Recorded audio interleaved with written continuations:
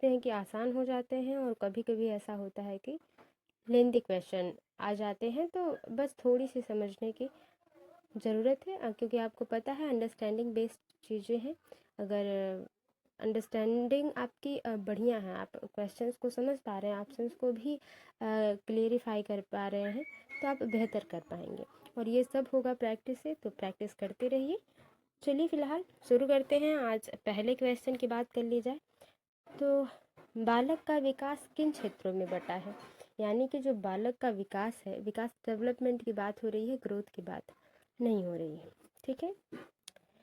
Child development is divided into which of the following domain. ठीक है। तो बालक का विकास किन क्षेत्रों में बटा है। गामक, गामक मतलब आप समझ रहे हैं, जिसमें हाथ पैर से बच्चा चले, गतिशील हो। मनोवैज्ञानिक, संवेदनात्मक, सामाजिक। शारीरिक, संज्ञानात्मक, आध्यात्मिक और संवेदनात्मक। शारीरिक, संज्ञानात्मक, गामक और सामाजिक। मनोवैज्ञानिक, शारीरिकता, सामाजिक और संवेदनात्मक। ठीक है। फिलहाल अगर बात कर ली जाए कि बच्चों का, किसी भी बालक का अगर विकास होता है, तो सबसे पहले तो सही बात है शारीरिक होगा। पहले तो उसका शरीर ही बनता है कि नहीं। शरीर और इस तरह से भी देखा जाए, जन्म के बाद शरीर की ही मजबूती और शरीर ही हृष्ट पुष्ट रहे, इस पर ध्यान दिया जाता है। इसलिए पोलियो के ड्रॉप्स आदि चीज़ें बच्चों को, इंजेक्शन और पोलियो के ड्रॉप्स, अलग अलग चीज़ों से बच्चों को हृष्ट पुष्ट यानी कि उनका शरीर मजबूत रहे, इसके लिए इस पर ध्यान दिया जाता है। ठीक है। तो पहला शारीरिक हो गया, यानी कि पहला शारीरिक दो में है, इसलिए पहला और चौथा क्वेश्चन कट गया, ऑप्शन सॉरी। अब इसके बाद शारीरिक के बाद हम ये कोशिश करते हैं कि बच्चा थिंकिंग अच्छे से करे, सोचे समझे, बातों को समझ पाए, समय के अनुसार बोल पाए ना। तो एक संज्ञानात्मक चीज़ें हो जाती हैं कि बच्चा भूख लगे तो वो रोए, या किसी तरह से इशारा करे कि उसे भूख लगी। बच्चे रोते हैं या कूकते हैं, तो पता चलता है कि बच्चे को भूख लगी है, उसे कोई प्रॉब्लम है। तो ये संज्ञानात्मक चीज़ें हों, बच्चा समझ सके कि उसे प्रॉब्लम है। ठीक है। अब कुछ बच्चे ऐसे होते हैं जिन्हें कोई प्रॉब्लम होती है, उन्हें कितनों भी बुखार हुआ रहे, वो रोते ही नहीं है, ना ही कुछ एक्टिविटी करते, वो उसी तरह पड़े रहते हैं, तो उनमें कोई प्रॉब्लम होती है ना। अब उसके बाद हम ये ध्यान देते हैं कि बच्चा चल फिर पाए अच्छे से, हाथ पैर फेंक पाए, है कि नहीं। तो हाथों को ऐसे सिकुड़ा पाए, उंगलियों को, ये सारी चीज़ें गामक का ध्यान देंगे, जो कि इसमें अध्यात्म, तो अध्यात्म बच्चे में नहीं आएगा शुरू में, तो ये तो हट गया। उसके बाद क्या होगा, बच्चा सामाजिक हो सके। संवेदना तो मेन पार्ट है, लेकिन संवेदना सामाजिकता में आ जाएगा। ठीक है। तो बच्चा क्या हो पाए, सामाजिक हो पाए।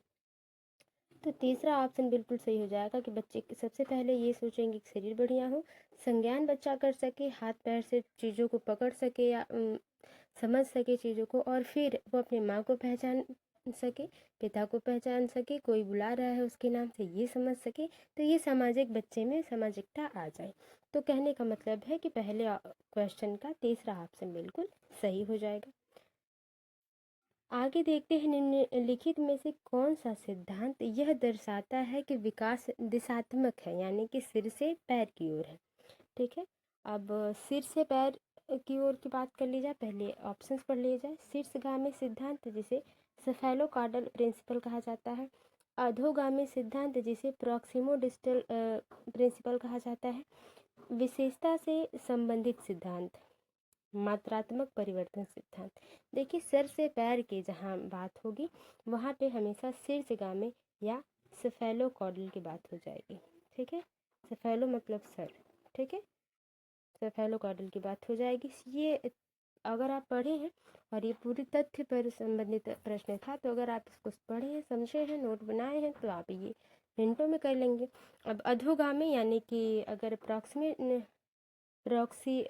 प्रॉक्सिमो डिस्टर की बात कर ली जाए, अधोगामी सिद्धांत की, तो ये केंद्र से जाता है। ठीक है। ये बॉडी है, केंद्र से बाहर की तरफ जाता है, तो विकास। ठीक है ना। तो ये विकास का दिशात्मक जो सिर से पैर का होगा, वो शीर्षगामी हो जाएगा, यानी सर से पैर। तो बिल्कुल दूसरे का पहला ऑप्शन आपका सही हो जाता है। आगे देखते हैं तीसरा क्वेश्चन। राघव जब शिशु था, यानी कि कोई व्यक्ति है जो शिशु था, छोटा था, तब उसे माता पिता के किसने नहीं के स्नेह से, ठीक है, वंचित रहना पड़ा।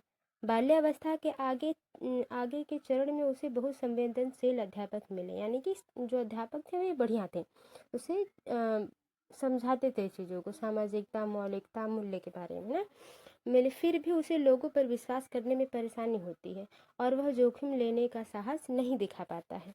राघव के विषय में विकास का कौन सा मुद्दा एकदम स्पष्ट रूप से वर्णित होता है, यानी कि आप क्वेश्चन अगर समझे तो क्वेश्चन में ये कहा जा रहा है कि बच्चा पहले तो माता पिता से वंचित रहा, यानी कि माता पिता थे या जो भी स्नेह नहीं मिला बच्चे को।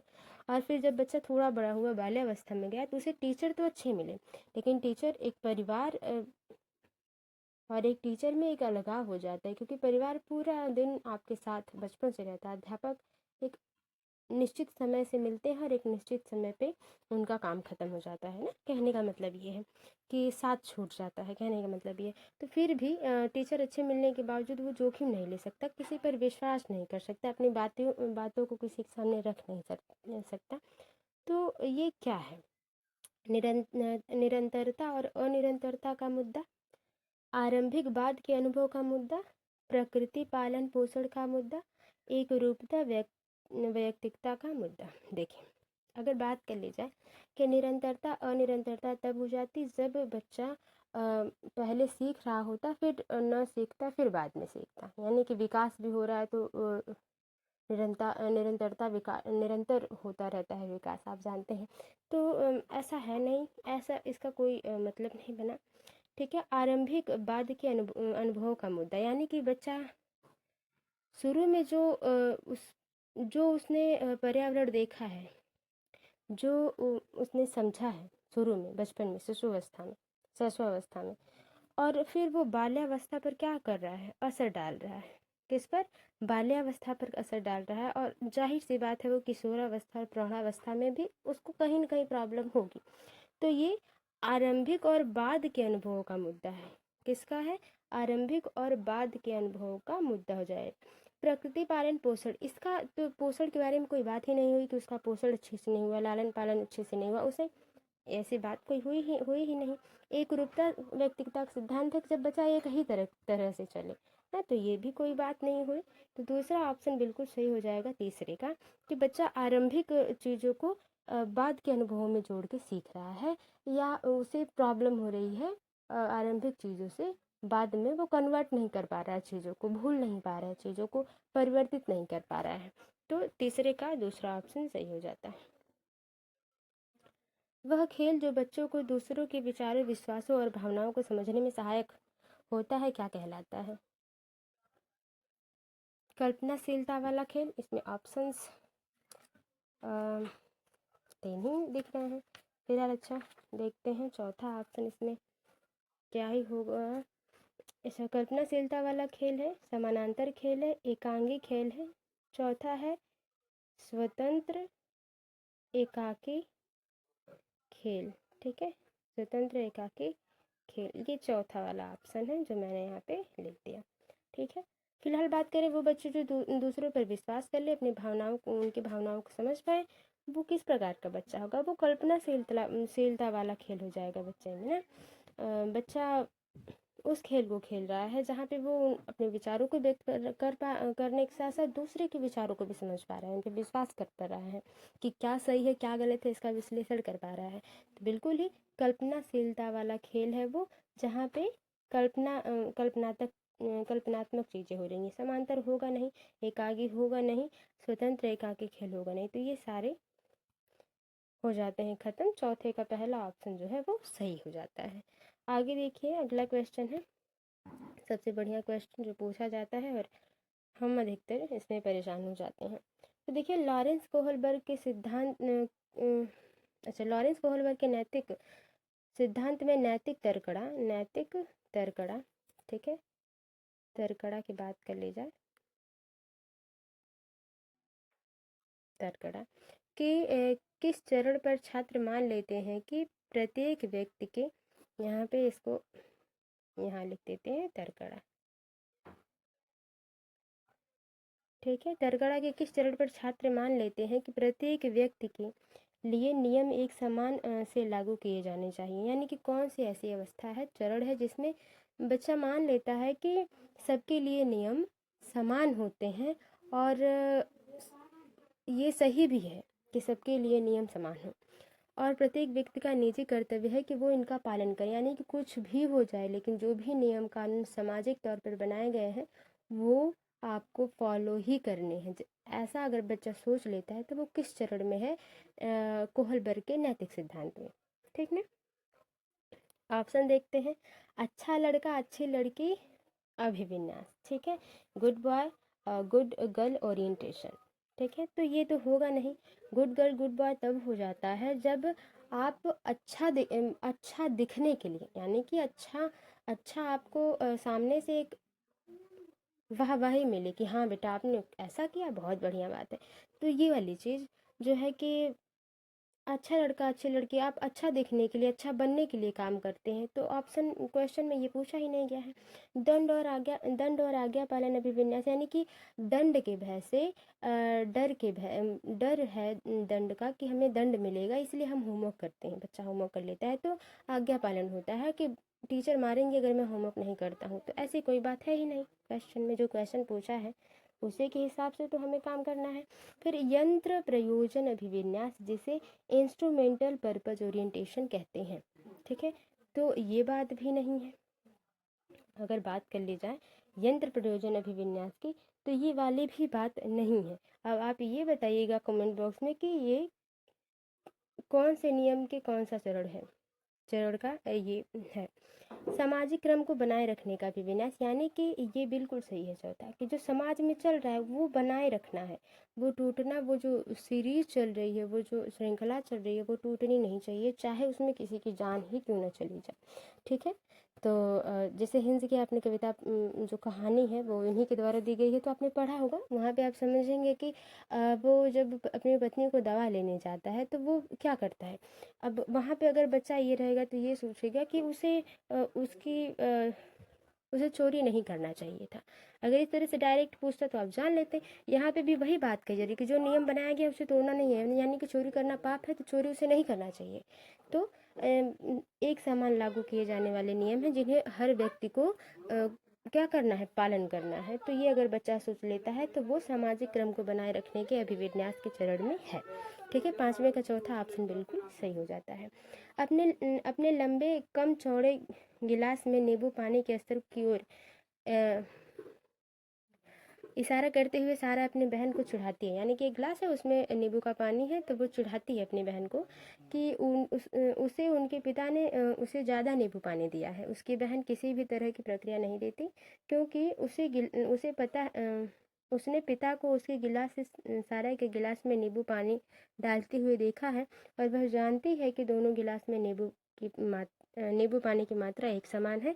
इस संदर्भ में सारा क्या प्रदर्शित करती है, यानी कि जो सारा है वो चिढ़ाती है ये कह के कि मेरे में ज़्यादा पानी है, मेरे गिलास में नींबू पानी, तुम्हारे में कम है। लेकिन उसकी सिस्टर जानती है कि दोनों में बराबर है। तो सारा इसमें क्या प्रदर्शन कर रही है? केंद्रीकरण, जीववाद, क्रमबद्धता, वर्ग समावेशन। देखिए जीववाद तब होता जब वो कहती कि मेरी गुड़िया को चोट लग गई है, आप दवा लाइए। तो ये जीववाद है नहीं। क्रमबद्धता वो हो जाता है जब आप 1 2 लिखने के 5 6 7 8 10 तक गिनती काउंटिंग देते या गिनती देते, और बच्चा उसे 1 2 3 4 ऐसे सीरियल में लगाता, तो क्रमबद्धता हो जाता। लेकिन बच्चा यहाँ पे जो सारा यहाँ पे क्या दिखा रही है, केंद्रीयकरण दिखा रही है कि उसका बस केंद्र एक ही जगह स्थित है, वो ज़्यादा सोच नहीं पा रही, वो बस उसके साइज पर ही ध्यान दे रही है। गिलास बड़ा होने की वजह से उसमें पानी ज़्यादा है ना, और उसकी बहन का गिलास छोटा होने की वजह से उसमें पानी यानी कि बड़ा होने की वजह से उसका पानी कम है, और उसका छोटा गिलास है इसलिए पानी उसमें ज़्यादा है, नींबू पानी। तो वो केंद्रीकरण उसमें होगा कि वो एक ही चीज़ पर सिर्फ फोकस कर पा रही है ना। तो छठवें का पहला ऑप्शन सही हो जाएगा। पियाजे के अनुसार विकास के किस काल में बालक वस्तुओं के लिए प्रति का इस्तेमाल करने लगते हैं और तार्किक मानसिक समाज उभरने लगती है? पियाजे के अनुसार विकास के किस काल में बालक वस्तुओं के लिए यहाँ पे तो कुछ के लिए प्रतीकों, अच्छा यहाँ पे प्रतीकों का इस्तेमाल करने लगते हैं और तार्किक मानसिक समाज उभरने लगती है। समझ, ठीक है, यहाँ पे समझ होगा, इस प्रिंटिंग के लिए सॉरी चाहती हूँ। पूर्व संख्यात्मक काल यानी कि जहाँ पे प्रतीकों का इस्तेमाल कर सके बच्चे और हाँ अपना मानसिक समझ वो उसमें शुरुआत हो, शुरू हो उसमें मानसिक समझ, तार्किक तर्क करना शुरू हो। अभी संभावना ये है कि वो सही भी कर सकती है और नहीं भी कर सकती है, तो वो शुरुआत हो रही है उसमें। तो क्या है, मूर्त पूर्व संक्रियात्मक काल है मूर्त, उत्तर संक्रियात्मक काल है या औपचारिक संक्रियात्मक काल है। तो देखिए जो औपचारिक संक्रियात्मक काल है वो तो लास्ट है, ठीक है ना। तो पूर्व संक्रियात्मक मूर्त और उत्तर औपचारिक। बात कर ली जाए कि जब वो प्रतीकों का इस्तेमाल कर रही है और तार्किक की शुरुआत हो रही है तो वो पूर्व संक्रियात्मक काल है। कौन सा काल है, प्री ऑपरेशनल स्टेज है, ठीक है ना। और ये कब से कब होती है, 2 से 7 वर्ष होती है। कब से कब, 2 से 7 वर्ष। और जन्म से 2 वर्ष जो होता है वो संवेदी पेशी अवस्था हो जाती है। कौन सा, संवेदी पेशी अवस्था हो जाती है। तो ये वाली बात रही, यानी कि छठवें का पहला ऑप्शन सही हो जाएगा। अमन एक पहेली के टुकड़ों को ठीक से लगाने की कोशिश कर रहा है, लेकिन वह सही जगह पर सही हिस्सों को फिट करने के लिए संघर्ष करता है, यानी कि उसे समझ नहीं आ रहा उतना बेहतर तरीके से कि वो फिट कर सके पहेली को सुलझाने में। कैसे, क्या, क्यों के रूप में उसकी माँ उसे संकेत देती है, थोड़ी सी हेल्प करती है, थोड़ी सी मदद करती है। लेवाइगोत्स्की के सीखने के सिद्धांत के अनुसार सीखने की यह प्रक्रिया क्या कहलाएगी, यानी कि सीखने की है प्रक्रिया, यह प्रक्रिया क्या करेगी, बच्चों को अप्रेरित करेगी, नहीं, उसे आक्रामक बना देगी, नहीं। वहाँ तो माँ उसकी हेल्प कर रही है ना, तो आक्रामक क्यों होगा बच्चा, और आराम से हिंट पा जाएगा तो उसको करने फोकस करेगा। वो अधिगम के लिए बाण का काम करेगी, बिल्कुल उसको जो हेल्प मिल रही है अपने माँ से वो उसको हेल्प करेगी, ठीक है, समझने में। तो तीसरा ऑप्शन बिल्कुल सही हो जाएगा। और ये बहुत ही आसान प्रश्न है, अगर आपने वाइगोत्स्की को अच्छे से पढ़ा है तो वाइगोत्स्की को। तो तीसरा ऑप्शन बिल्कुल सही हो जाता है। फिलहाल वाइगोत्स्की के सिद्धांत के अनुसार सहायक खोज किसमें सहायक है, संज्ञानात्मक द्वंद्व, सहपाठी सहयोग, उत्प्रेरक प्रतिक्रिया, साहचर्य, पुनर्बलन। तो देखिए ना, पुनर्बलन की बात करते हैं ना साहचर्य की बात करते हैं, वो सामाजिक अंतःक्रिया की बात करते हैं वाइगोत्स्की ना। तो अगर इसकी बात कर ली जाए तो कहाँ पे सामाजिक अंतःक्रिया हो रहा है, सहपाठी सहयोग, यानी कि वो कुछ भी सीख रहा है, कर रहा है, अपने क्लासमेट की हेल्प से कर रहा है। तो ये बिल्कुल सही हो जाएगा, इसमें बहुत सी बड़ी बात है नहीं, आसान प्रश्न है। हार्वर्ड गार्डनर के बहुआयामी बुद्धि के सिद्धांत के अनुसार निम्नलिखित में से किसका प्रयोग दृष्टिगत जगत को सही तरीके से अनुभव करने की योग्यता और अपने आरंभिक अनुभव में परिवर्तन लाने की योग्यता के लिए किया गया है, यानी कि हार्वर्ड गार्डनर के बहुबुद्धि सिद्धांत के अनुसार वो कौन सा सिद्धांत है जिसमें वो अपने आसपास के पर्यावरण को समझ सके और अपने योग्यता के अनुसार आरंभिक जो अनुभव है उसमें परिवर्तन ला सके, यानी कि जो उसने पहले से सीखा है उसमें बदलाव कर सके। तो शारीरिक गतिबोध बुद्धि, स्थानीय बुद्धि, तार्किक बुद्धि, वैयक्तिक बुद्धि। देखिए शारीरिक गतिबोध बुद्धि वहाँ हो जाएगी जहाँ बच्चा अपनी हेल्थ पर ध्यान दे ना, जो दूसरे की बॉडी बिल्डिंग जैसे हो गया तो वहाँ पे शारीरिक गतिबोध हो जाएगा। और ऐसा कोई लेकिन बुद्धि का सिद्धांत उन्होंने गतिबोध बुद्धि की सिद्धांत उनका सिद्धांत उन्होंने दिया नहीं है। स्थानीय बुद्धि वहाँ हो जाएगा जहाँ पे स्थान का महत्व, जैसे मैप बनाते समय, ठीक है। तो हार्वर्ड गार्डन की बात करें तर्क बुद्धि की, तो यहाँ पे जहाँ पे बच्चा चीज़ों को तर्क से करके, जैसे मैथ हल कर रहा है तो गणितीय बुद्धि हो जाती है, ठीक है। तो स्थानीय बुद्धि से बता ही दिया गया, और तर्क जहाँ पे बच्चा सोच समझ के चीज़ों को करे। वैयक्तिक बुद्धि हो जाएगी जब वो किसी एक व्यक्ति पर फोकस करे व्यक्ति के हिसाब से, और वैयक्तिक बुद्धि ऐसे कुछ है नहीं। इंट्रापर्सनल है, इंटरपर्सनल, यानी कि अंतः व्यक्ति और अंतरा वैयक्तिक सिद्धांत दिया है इन्होंने, तो वैयक्तिक बुद्धि ऐसी कुछ है नहीं। 10वें के सही आंसर की बात कर ली जाए तो प्रयोग और दृष्टिगत जगत को सही तरीके से अनुभव करने की योग्यता और अपने आरंभिक अनुभवों में परिवर्तन लाने की योग्यता जो है वो स्थानीय बुद्धि से ही इसका क्या है, तात्पर्य है। यानी क्या है, जो जहाँ पे जो चीज़ें करनी है उस चीज़ को वो सही तरीके से अनुभव करके कर पा रहा है, और जहाँ पे ज़रूरत है बदलने की वहाँ पे वो चीज़ों को बदल पा रहा है, तो स्थानिक बुद्धि ये हो जाएगी। आगे देखते हैं, हेतल घर में गुजराती बोलती है और इस भाषा को पढ़ने और लिखने में उसका प्रवाह है, यहाँ पे प्रवाह है होगा। उसके विद्यालय में निर्देश का माध्यम हिंदी है, वह यह भाषा नहीं जानती। राष्ट्रीय शिक्षा नीति 2020 के अनुसार इस स्थिति में विद्यालय को क्या करना चाहिए, यानी कि घर पे तो बच्चे क्या बोलती है, गुजराती बोलती है, और उसे उसके स्कूल में हिंदी पढ़ाया जा रहा है, तो यहाँ इस टाइम पे और हिंदी उसको आती ही नहीं है, तो विद्यालय के तौर पे विद्यालय को क्या करना चाहिए, हेतल को विद्यालय में सिर्फ हिंदी बोलने के लिए कहना चाहिए। नहीं, क्योंकि उसे जब बोलने ही नहीं आते तो वो बच्चे सीखने में तो उसको टाइम लगेगा ना, तो ऐसा तो है नहीं। वो भाषावाद की संस्कृति सृजित करने के लिए सभी बच्चों को एक दूसरे की मातृभाषा का सम्मान करना, जहाँ सम्मान की बात हो, जहाँ संस्कृति की क्रिएटिविटी हो, सृजित हो, वो तो बढ़िया ऑप्शन है। और देख लेते हैं, अध्यापकों को हेतल से कहना चाहिए कि उसने जो कुछ भी घर से सीखा है उसे भूल जाए, ये गलत है। घर से जो सीखा है उसमें जोड़कर विद्यालय की भाषा को सीखा जाए। हेतल को उस अनुभाग में भेज देना चाहिए जिसमें निर्देश का माध्यम अंग्रेजी है। वो तो गुजराती बोलती है, तो अंग्रेजी के माध्यम में क्यों भेजेंगे भाई। सबसे सही ऑप्शन दूसरा हो जाता है, इसमें कोई दो राय नहीं है। जेंडर, जो जेंडर है, ठीक है, वो क्या है, जन्म के समय निर्धारित होता है, आनुवंशिक विशेषताओं द्वारा पूर्व निर्धारित होता है, सामाजिक संरचनाओं द्वारा आरोपित होता है, एक आंतरिक गुण है। तो जेंडर जो है, ठीक है, जो फीमेल ये कर सकती हैं या मेल ये कर सकते हैं, ये वाली बात है, वो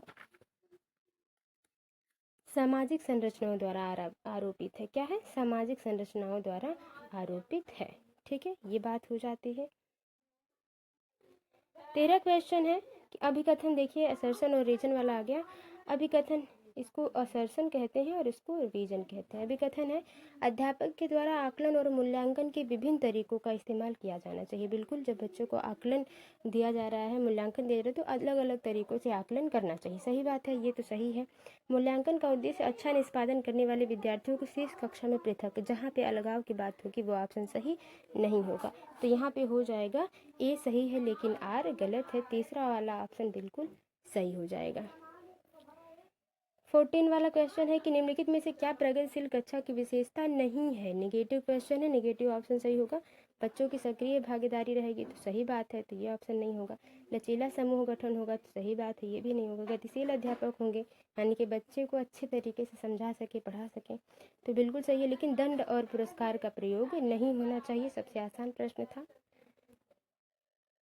15वां क्वेश्चन है कि राशि ने बच्चों की अवधारणाओं के प्रति समझ का आकलन करने के लिए नई विधि का प्रयोग किया, यानी कि बच्चों को वो अच्छे से समझ सके, उसके लिए उसने नए विधि का प्रयोग किया है।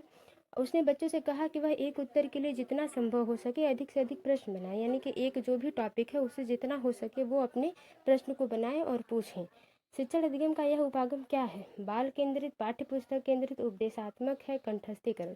कंठस्थीकरण जहाँ पे याद करना हो, उपदेश जहाँ पे व्याख्या करनी हो, पाठ्य पुस्तक जहाँ पे सिर्फ पुस्तकों से पढ़ाया जाए, लेकिन बाल केंद्रित जो है वो बिल्कुल सही हो जाएगा, बालक को देखकर चीज़ों को करा जाए, तो ये बाल केंद्रित है। बालक के हिसाब से उसने नई नई विधियाँ बनाई हैं। तो ये थे 15 क्वेश्चन। आई होप आपको समझ में आए होंगे। वीडियो थोड़ी सी भी हेल्पफुल लगी, वीडियो को लाइक करें, शेयर करें, कमेंट बॉक्स में बताएं कि 15 में आपका स्कोर कितना रहा। और मिलते हैं आपसे अगली वीडियो में, तब तक के लिए bye bye, take care, be positive, be motivated. धन्यवाद।